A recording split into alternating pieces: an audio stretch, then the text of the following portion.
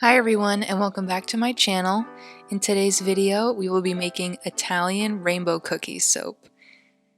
If you do not know what an Italian rainbow cookie looks like, I'm going to put a picture up on the screen, and my goal today with this soap was to make something that looked pretty much exactly like how they do in real life. So I wanted to share a little bit of the backstory behind this soap idea. I had actually bought an almond scented fragrance oil because my boyfriend really likes almond scented soaps. Whenever we go out and he's smelling those are usually his favorites.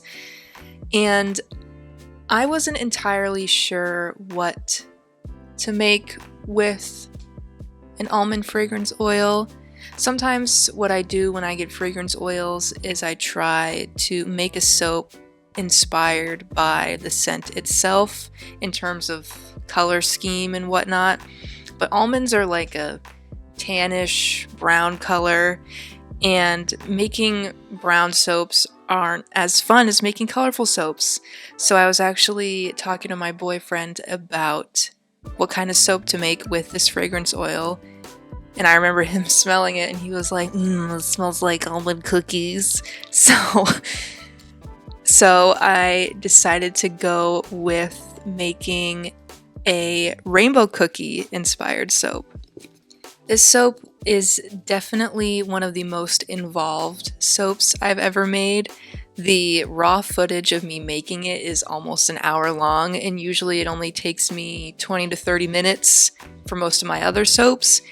And this is because I attempted to frost the top of the soap with cold process soap frosting.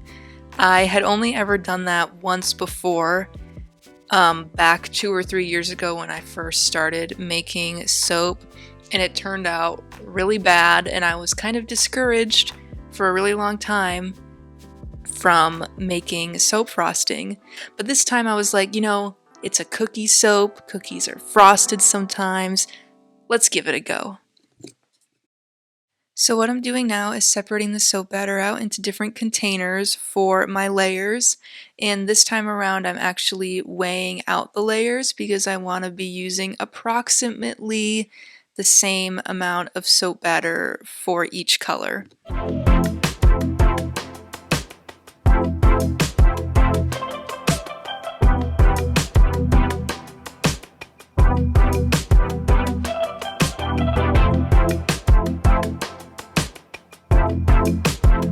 So now we're going to start with coloring our soap. We're going to start with the bottom layer, which I chose to do in Granny Smith Green from Crafter's Choice.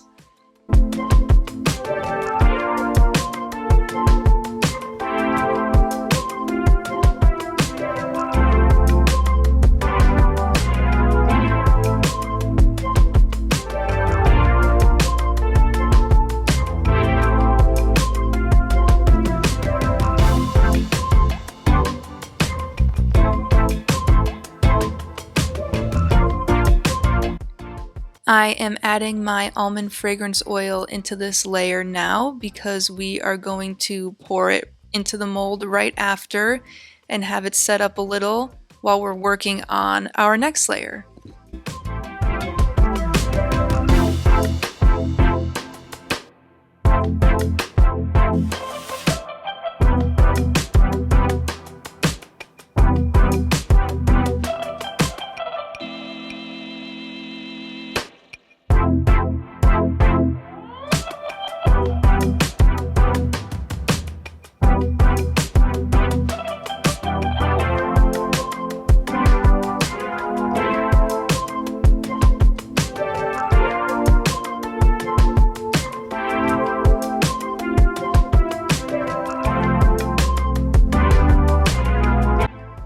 Our green layer has been poured, and now we're going to work on our mini layer, which is the thin little strip of chocolatey brown that's going to go in between the green and the yellow, and then the yellow and the pink.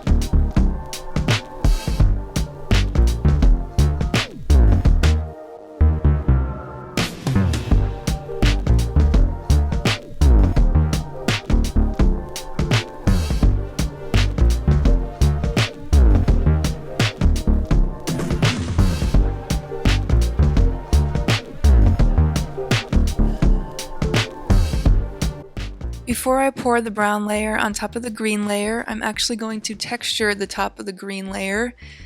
This doesn't really match how the cookies look in real life because the lines are pretty straight in between each layer, but I kind of like a more natural flowing look to my layered soaps, so that's what I'm doing here.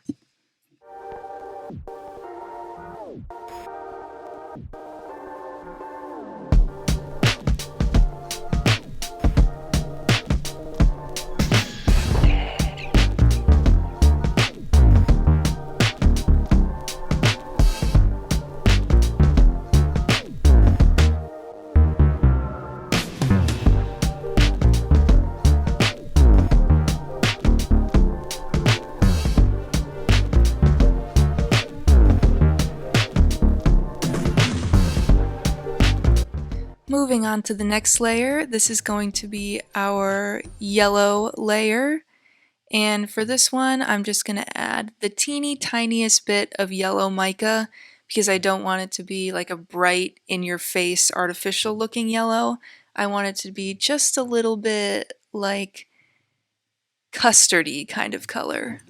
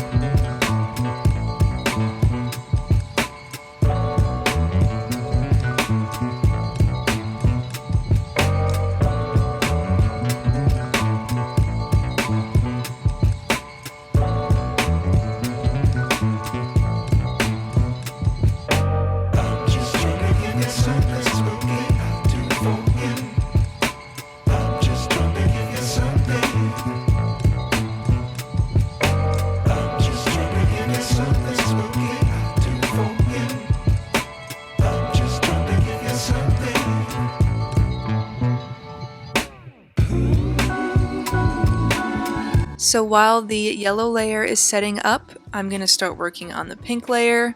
There is going to be a brown layer in between the yellow and pink, but since the brown is already prepped and the yellow is still a little bit soft, we're just going to start working on that pink layer. So I'm going to be using some red mica, but not as much as I would use if I wanted like a full true red. I'm definitely going for more of a pinky kind of red for this layer.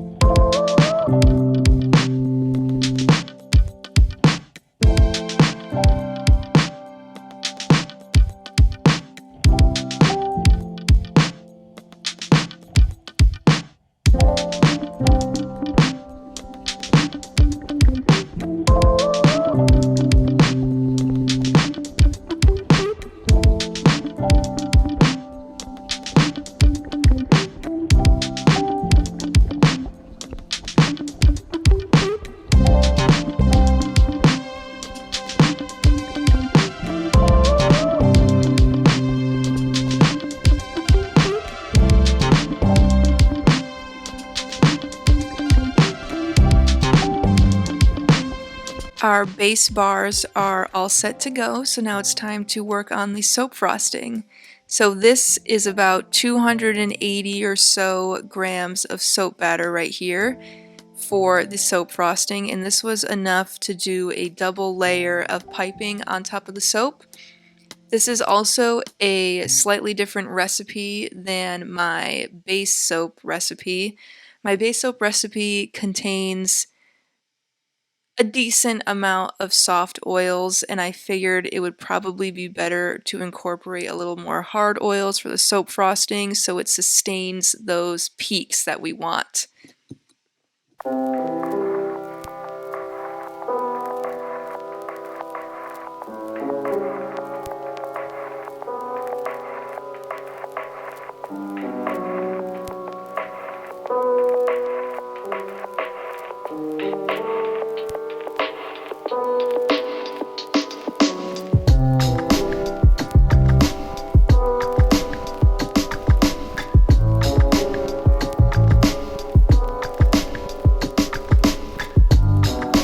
Alright, so my soap frosting has thickened up to the correct consistency, and I've put it into my piping bag, and now we're going to pipe the top.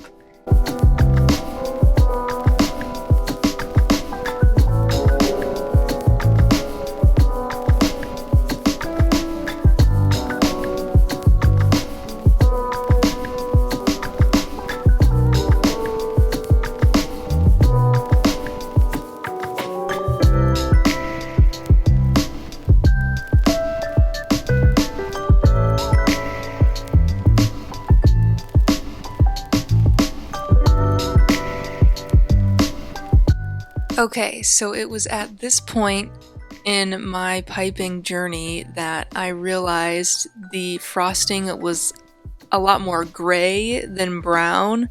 So luckily I hadn't put all of the frosting in the piping bag yet, so I had to do some emergency recoloring to try to get it more of a chocolatey brown color and less of like a gray, dusty, weird color.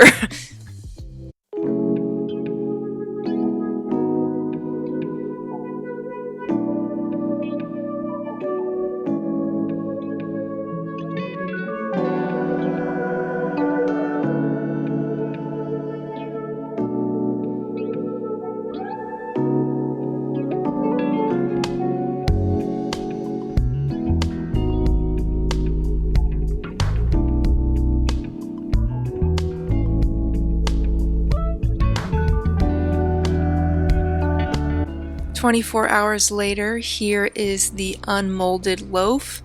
Unfortunately, I forgot to press record when I was cutting the bars, but here are all the bars cut up, and I am so happy with how they came out. I think it's a really, really close match to how they look in real life, and I'm just so excited!